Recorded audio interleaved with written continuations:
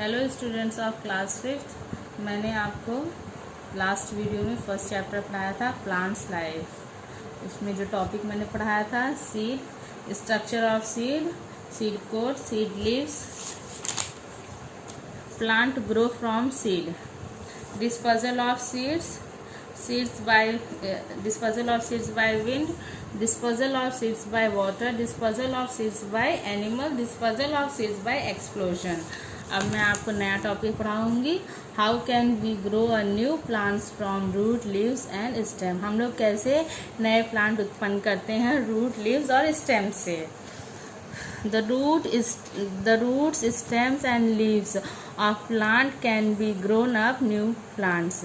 Root, stem और leaves, इससे नया प्लांट भी ग्रो होता है।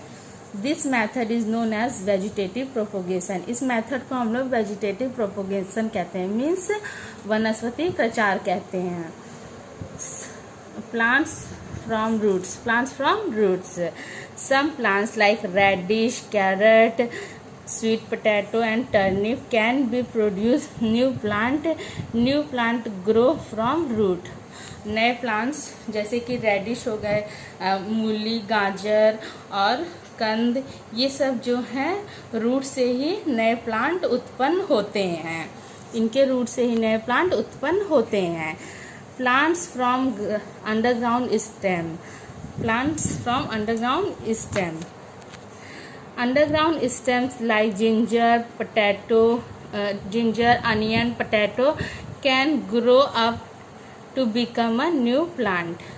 जिंजर हो गया, अनियन हो गया और पोटैटो मीन्स अदरक, प्याज और पोटैटो, ये सब जो है नए प्लांट में उत्पन्न होते हैं, बढ़ते हैं।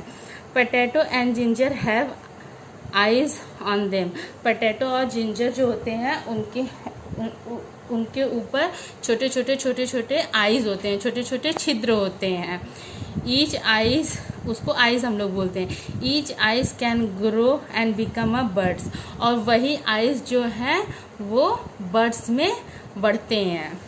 When buds are planted in soil they grow to become a new plant. और जब हम लोग वो बर्ड्स को हम लोग मतलब कि मिट्टी में लगाते हैं तब वो नए प्लांट में उत्पन्न होता है। जैसे कि इस पिक्चर में आप देख रहे हैं, पोटैटो है ये, उसके देखिए छोटे छोटे आइज हैं, फिर वो बर्ड्स में चेंज होते हैं।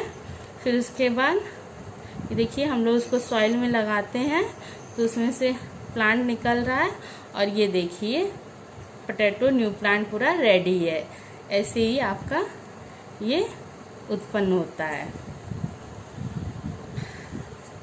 Plants from stem. स्टेम से कैसे, टहनी से प्लांट्स हम लोग उत्पन्न करते हैं। Some plants like hibiscus, rose, sugar cane and cotton have a buds on their stem. जो है ये हिबिस्कस हो गया, मीन्स गुड़हल, रोज और शुगर केन, इन लोग के जो है स्टेम में ही छोटे छोटे बर्ड्स होते हैं, मीन्स कि आंखें होते हैं। You have to cut their stem. हम लोगों को उसके स्टेम्स काटने पड़ते हैं। This is called stem cutting, और उसको हम लोग स्टेम कटिंग कहते हैं। जैसे कि ये देखिए शुगर केन को हम लोगों ने कट किया है पहले, फिर कट करके हम लोगों ने उसको ग्राउंड में जब लगाया ज़मीन में, तब वो ये देखिए छोटे छोटे आँखें निकल गए हैं, बाद में वो न्यू प्लांट में ग्रो करता है। Okay. Plants from leaves. Leaves में से कैसे प्लांट्स निकलते हैं। Plants like bryophyllum have birds on the edges of their leaves. Bryophyllum जो प्लांट होता है उसके जो लीव्स पे ही बर्ड्स होते हैं, छोटे छोटे आँखें होते हैं। New plants arise from this birds when the birds falls in the moist soil. और क्या होता है, जब ये प्लांट जो है मॉइस्ट सॉइल मतलब गीली मिट्टी पे गिर जाता है, वो जो प्लांट की पत्ती रहती गिरती है, तब उसमें उस आँखें में से छोटे छोटे पौधे निकलते हैं। Okay students. Plants from spores, बीजाणु से कैसे पौधे उत्पन्न होते हैं।